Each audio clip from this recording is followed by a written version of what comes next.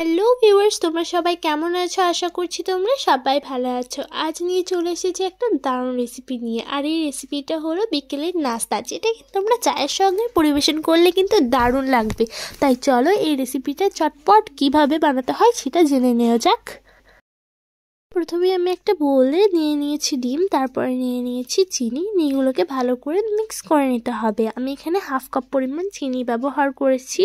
তো দেখো, এটাকে ভালো করে আমি ফেটে নিচ্ছি। দেখো, এটা ভালোভাবে এবার মিক্স হয়ে গেছে। এরপর আমি আরেকটা জিনিস এর মধ্যে অ্যাড করব, সেটা হলো 1 কাপ পরিমাণ ময়দা দিয়ে দিয়েছি, আর দিয়ে দিচ্ছি 1 কাপ পরিমাণ সুজি। এই স্ন্যাক্সটা কিন্তু সুজিরই তৈরি। সুজির তৈরি এই স্ন্যাক্সটা কিন্তু খুবই খেতে সুন্দর। তো এর মধ্যে আমি দিয়ে দিচ্ছি পাউডার মিল্ক।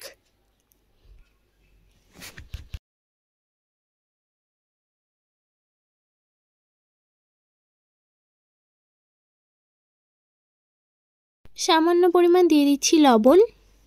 এরপর এটাকে ভালো করে মিক্স করে নিতে হবে। এরপর আমি গ্যাস ওভেনে একটা কড়াই চাপিয়ে দিয়েছি। এর মধ্যে দিয়ে দিয়েছি তেল। আর দেখো, যে মিশ্রণটা মিক্স করছিলাম না, সেটা একটা ডোয়ে পরিণত হয়ে গেছে। এরপর এটাকে হাতে করে ভালো মতো করে মুথে নিচ্ছি। তো এরপর আমি এটাকে 15 মিনিটের জন্য রেস্টে রেখে দেবো। 15 মিনিট পর দেখো, এই ডোটা কিন্তু সফট হয়ে গেছে। এরপর হাতে করে ভালোভাবে মুথে নিচ্ছি। এরপর আমি নাস্তা শেপটাকে দিয়ে দিচ্ছি হাতে করে। তো আমি এরকমভাবেই নাস্তা শেপটা দিয়ে দেবো, এরকম লম্বা মতো করে। তোমরা চাইলে গোল বা অন্য শেপেও দিয়ে দিতে পারো।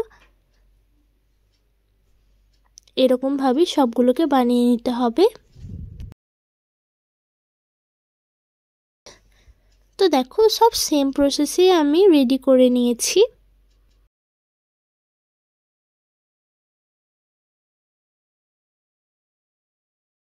এরপর আমার সবগুলোই কিন্তু রেডি হয়ে গেছে।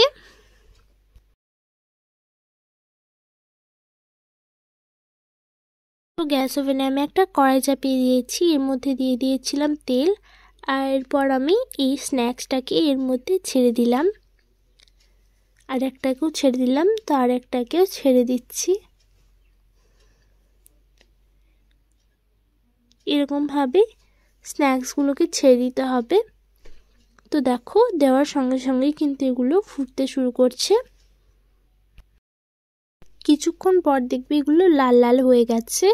যখন এটা লাল লাল হয়ে গেছে, তখন এটাকে এরকমভাবে আর একটা পাশ উল্টে দিতে হবে।